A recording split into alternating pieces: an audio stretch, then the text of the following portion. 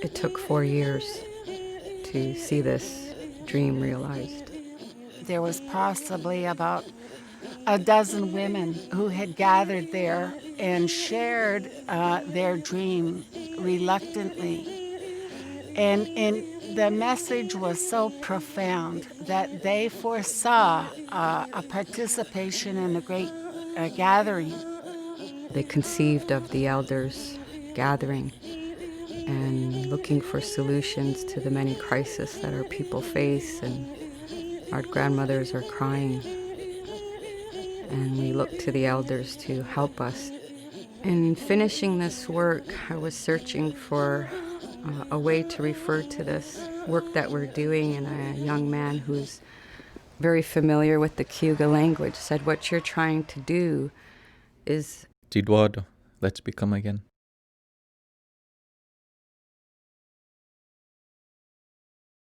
We're scarred, we're wounded, we're lacking the teaching of the honor of our ancestor. That's what we're doing here, is trying to get that back. To me, it represents two different things. One is it's a platform for our voices to be heard. That's where the unity comes in. So everybody can collect their ideas and deal with their issues and their struggles, where our voice can be heard as one.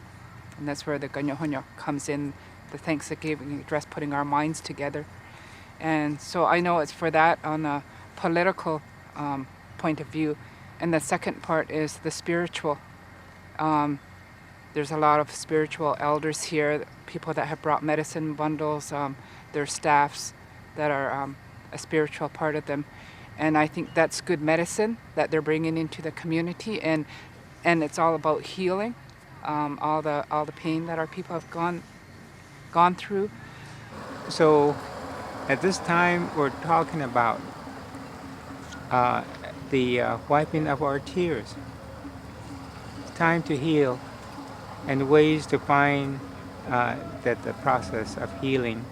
We have to heal as elders, as community leaders, as a nation. We have to heal before we can heal anybody else.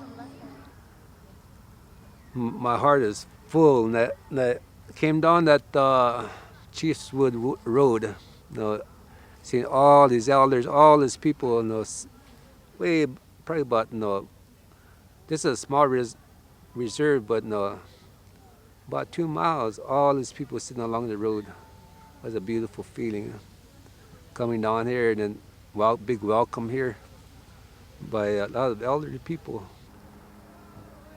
And so in the stories of long ago, there was the story about this big pipe. And they said, someday when the people are having a hard time, it's going to show itself on the face of Mother Earth. And we made that journey, that Unity Riders, they made that journey. And that journey here, we made that big pipe. Pretty awesome. I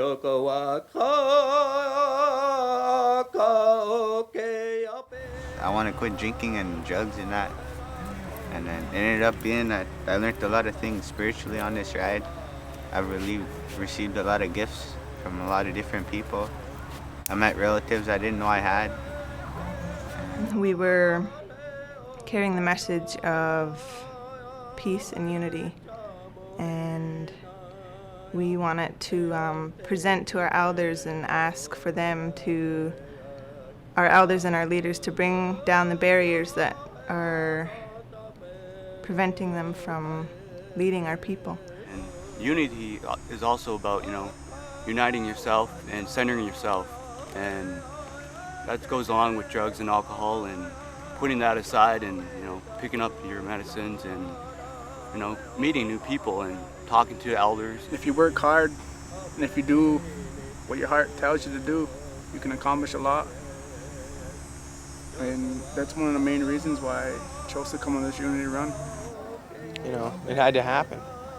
There's so much sickness in the reservations, and kids on drugs, and kids trying to be, you know, rappers, or they're not even who they are. They don't even focus on their culture. But to see them come together for something like this, to work together, is actually really amazing. And that's why we did this ride. And everybody's been asking us, what's the message? That is our message. Everybody coming together. Everybody's asking us, but look around. Everybody's here. Everybody's together. I'm going to paraphrase what he said. The nations are gathering. The nations are gathering. Amongst them, I am coming. I am coming on a horse. And now I am gaining strength as I come.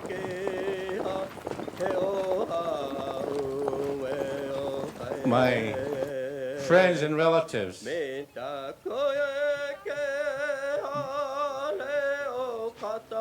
is for you that I do this. So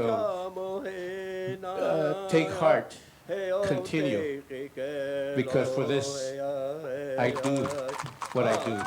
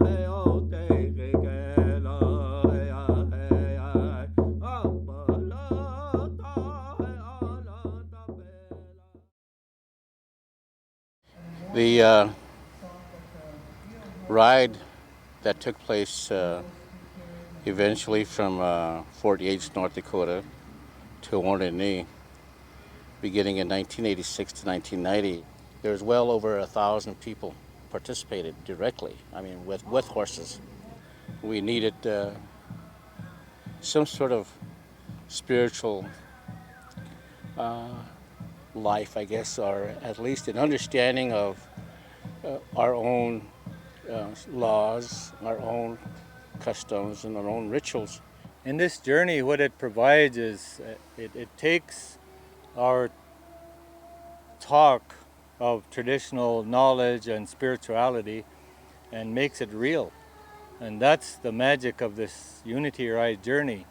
When you put yourself on the ground or on an animal and you slow yourself down to 5 miles an hour, that's the average speed of a horse as it travels, and you put together a bunch of people that come from, doesn't matter where they come from, then that magic has a way of happening. It has in carrying our eagle feather staffs, that what they do is they represent those traditional knowledges and traditional spirituality and what that means for us, and puts it right in front of their face. It puts it right in front of them as leaders. This is what we believe will lead our people into the future. We define historical trauma as cumulative, emotional, psychological wounding across generations, including one's own lifespan. And that comes from generations of massive group trauma, such as the genocide of Native people, massacres, boarding schools or residential schools, and then the ongoing oppression that continues in communities.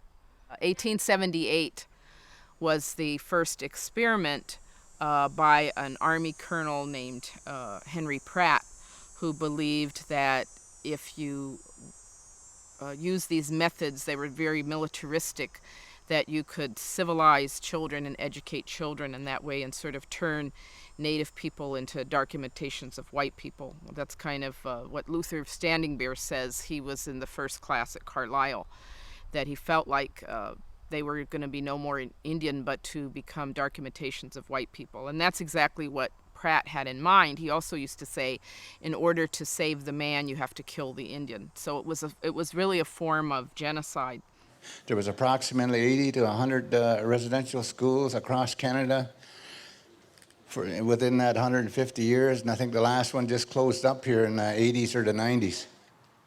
Little girls and boys that were 3 to 16 were placed in these residential schools. And somewhere along the line in 1942, there was a little boy named Geronimo Henry that was 5 years old that went to one of these residential schools. And now today, that's me, you know. But there's a little guy roaming around up there, I guess, at the cultural center, where I used to cry and wish my mom and dad would come after me. And I went to bed many a night like crying, and because I was hungry. We went to school half a day when I was there, and you had to work half a day. Of course, there was like sexual abuse, physical abuse, and everybody's been reading about it and all the settlements and about residential school. It was like a prison, you know. Everybody had a number. You lined up for everything. Lined up to brush your teeth, line up to go for a shower, you line up for your meals, line up to change your clothes, line up for showers. So it's not much different than being in a prison. Only we didn't know why we was there. Some of them, when they came out of these schools, we had no family structured values, and you know, we just turned to alcohol and drugs, and some of my buddies committed suicide and stuff like that, and died while they were drinking, and fast cars. And that's why some of our friends, I think some of my friends have just turned to alcohol like I did.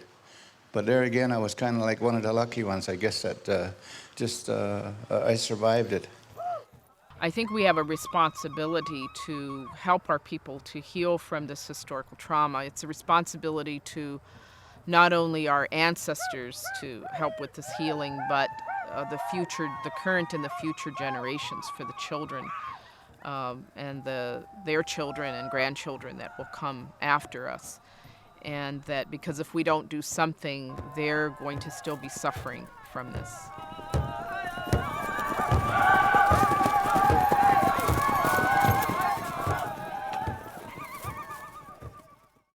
And I'm going to tell you a little bit about where I come from and where I grew up. She said she grew up in the bush with her family, like in the country, and they had their own, they never had any government, but they always depended on each other, like in the people that camped around them. Everything in those families turned out really good, and it seemed like everything worked, what the plans were. But now sometimes now it feels like there's a lot of struggles. Like you have a government, but way back there was nobody like that. And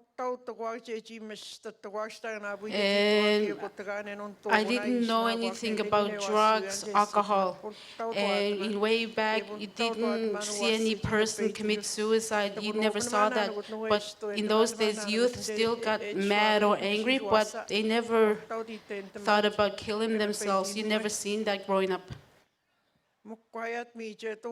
Where we come from, there's a lot of suicides, and there's a lot of drugs, and there's a lot of alcohol. But now it seems like we're not getting anywhere.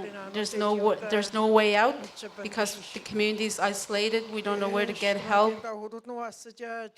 Like our population is probably only 1,500, and the community is isolated. And there's a bridge where we live, and the white people live on the cross river, and Innu people live on this side of the river. And there's a lot of struggles in our community. I think it's a woman's job to get together as women to talk about solutions and problems in our communities, and maybe that's where we would get the idea where to take this problem, because we're mothers, we're the ones that gave birth to the children. Maybe it's time we spoke out and told. It seems like all communities have the same problems, but maybe it's time to work together and talk about it more.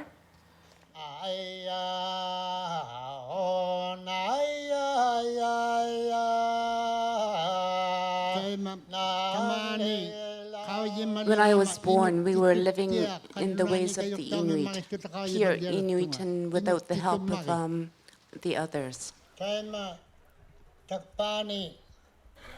I was born in a small community, but when I grew older, I was taken to another community where I was raised. Later at that time, I became a minister of the church, and I was told that I have to help my people.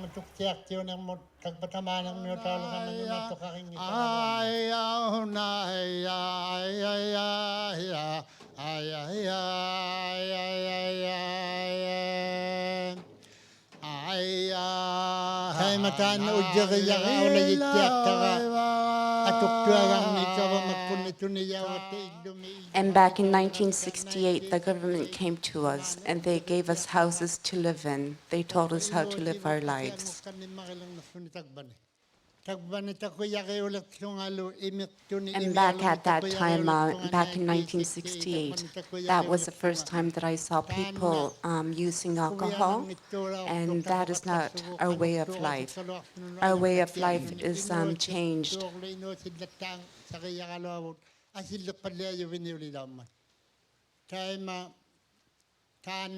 We have many things that we need to change.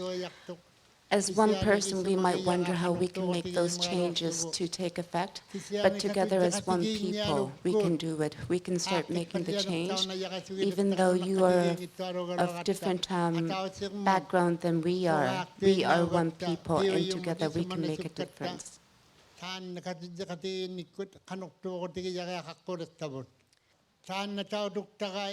Everything around us is changing. The land, the water, the environment, and also, of course, the people.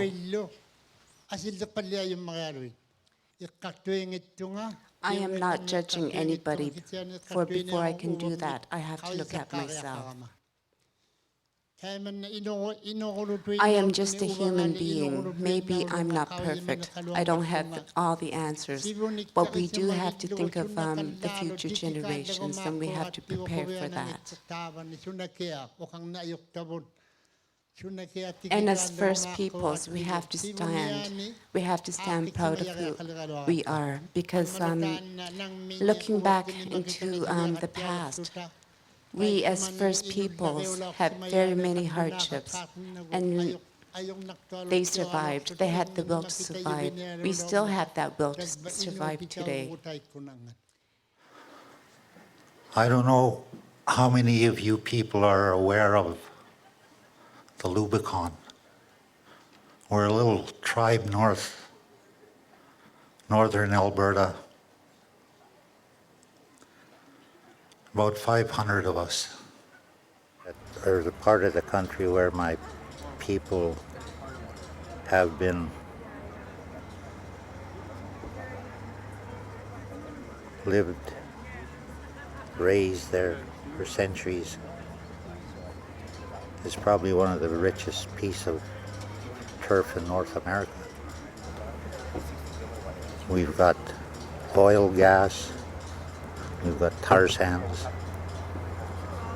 we've got logging. Now they're looking for diamonds on Lubicon land. And they are finding diamonds there. In 1978 and 79, they pushed an all-weather road into our territory. My people have never signed any kind of agreement. We have never given up our lands. We've never sold it. And we were never conquered for our lands. They are still ours.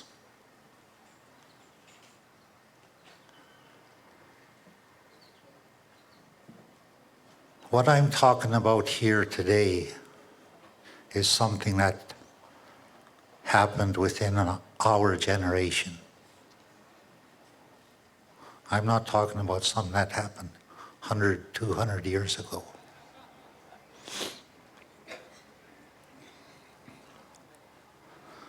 They struck oil on our lands. Within a year and a half, there was 450 pump jacks surrounding my people.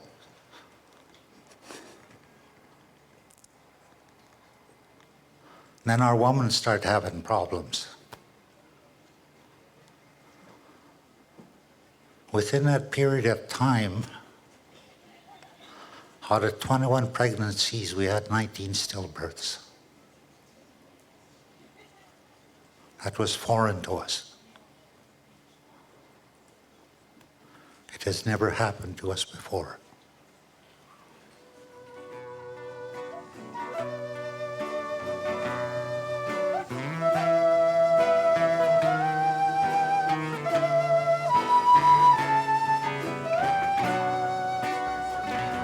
It's the first time that we leave our country by invitation from the people that have organized the summit. Los que organizaron este evento. Yo soy el puente entre mis I am the bridge between my people and Western societies. Y el mundo occidental. Y eso se desequilibra cuando nosotros no entendemos y empezamos a There is an imbalance that is created when we begin to cut trees, or we're spitting in the ground or the water, contaminating the water. And each time we do something wrong to this land, there's an imbalance that is created. What others call God, we call everything. God is not just one thing, but God is everything around us that surrounds us all. Or in this case, the Creator. God didn't come here and just simply made and just left. So we are caretakers, and we must assure ourselves that there is always a balance between the natural, the spirit world and the materialistic world that we live in. This world will finish, but it is because of the irresponsibility that is done here today. To be indigenous is more than just simply being indigenous, but it is to maintain our ancestral values. Aborigen. Bueno, aquí estamos y aquí nos quedamos. We are here today, and we are here to stay. No estamos dispuestos a desaparecer. We will not disappear from this earth.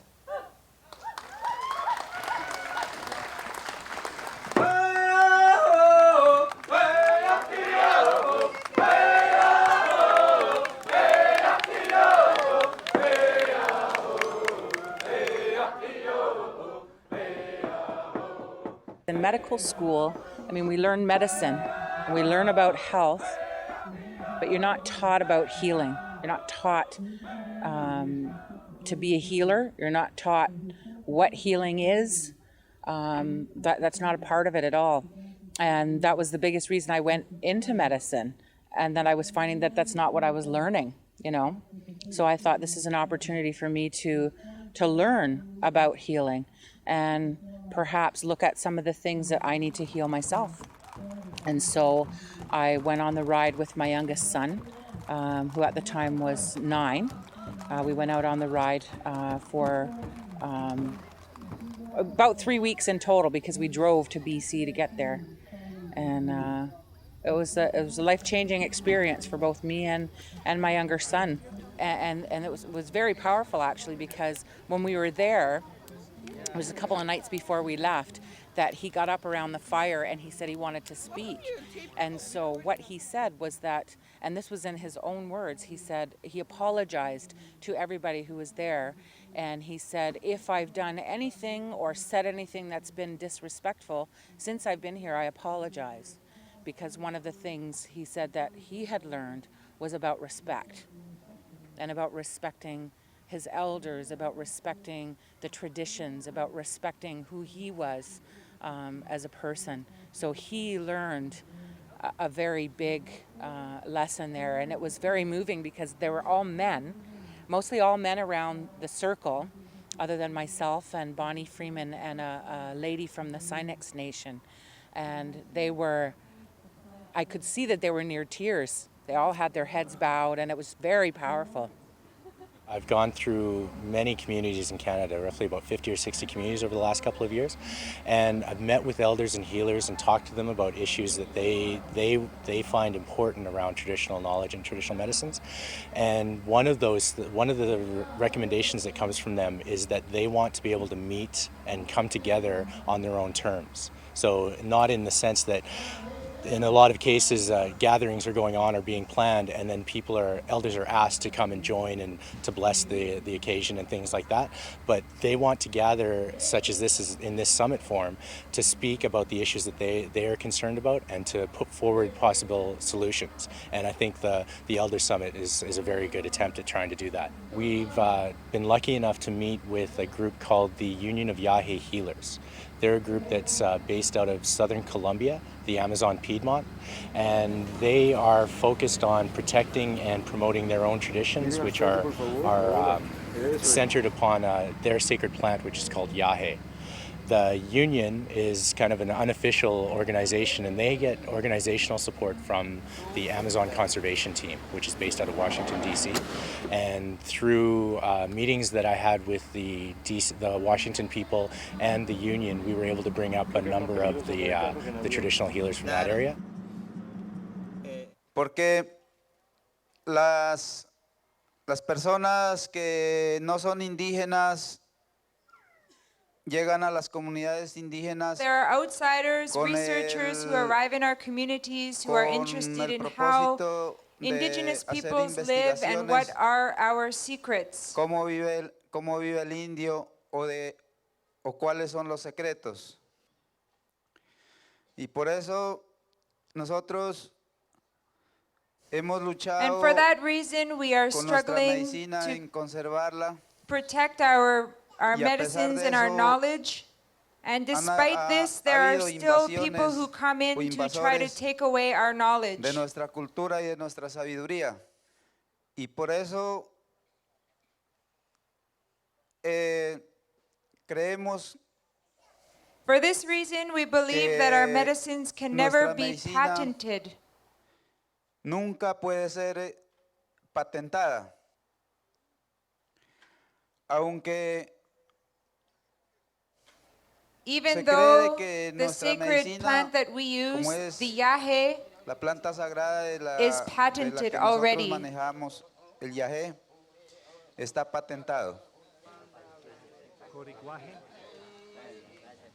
Pero la patente no basta que But we believe that even though this yahe, our plant, has been patented and bottled, o en una patente through doing this, o en una pastilla it doesn't contain the spirit of our peoples. Llene el medicamento y el espíritu del indio. Nunca podrán the indigenous spirit, spirituality, medicines can never be bottled. El espíritu de la sabiduría indígena.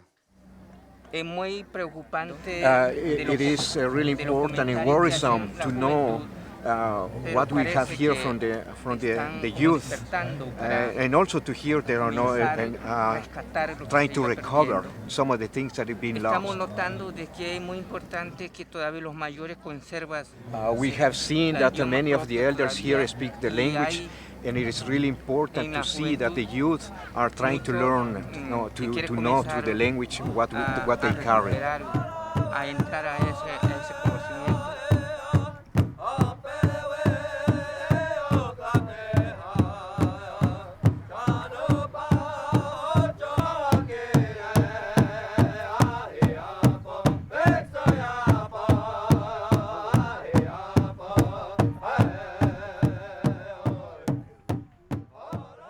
Like, how would you want to raise that child?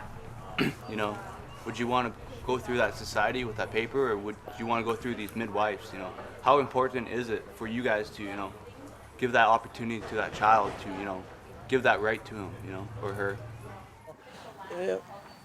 Based on the past 3 days of speeches that we were given from excellent speakers, they almost become possessed when they speak. As you watch a dancer dance his style.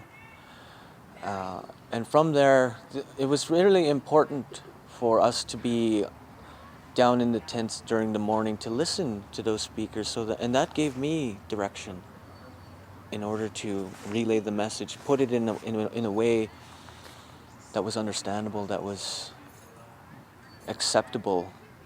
In this day and age, as young people, our culture, a lot of people say that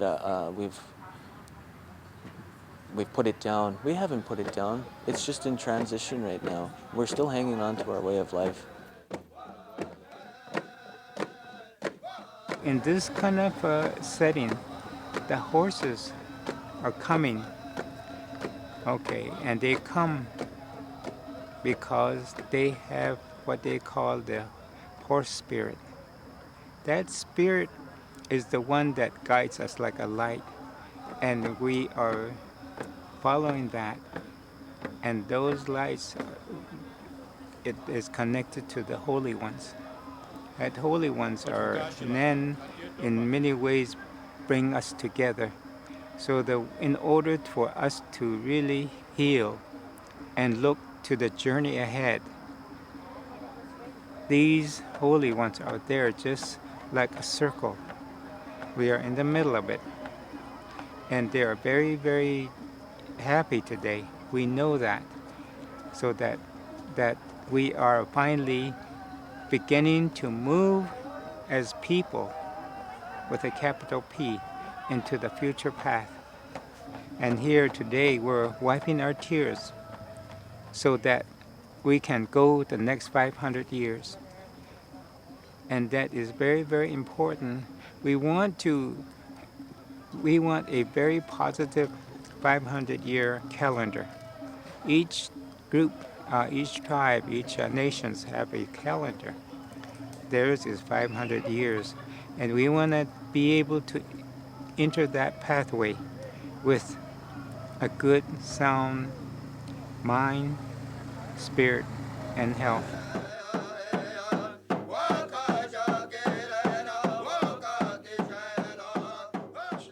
Our Creator commissioned 4 powerful beings.